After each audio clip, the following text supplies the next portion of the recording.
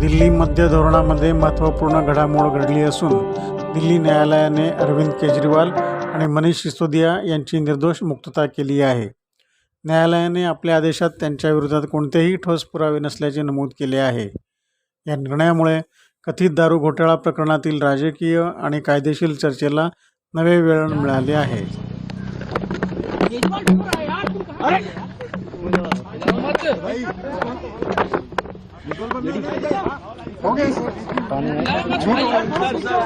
संभालिए sir, अपने आप संभालिए, हिम्मत सर,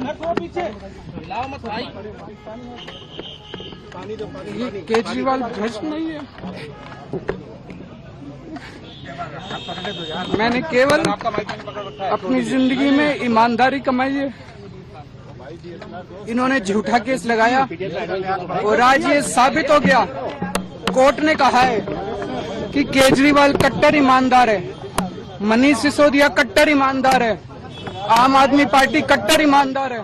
मध्ये पर्यायी राजकारणाचा एक नवीन अध्याय सुरू केला होता। दिल्ली आणि पंजाब या दोन्ही राज्यांमध्ये त्यांना चांगले यश मिळाले आणि इतर राज्यांमध्ये त्यांची घोडदौड सुरू होती। मात्र दिल्ली मध्य धोरण प्रकरणात झालेल्या अटकेनंतर त्या पक्षाची प्रगती थंडावली होती आणि नेत्यांना तुरुंगात जाण्याची वेळ आली होती।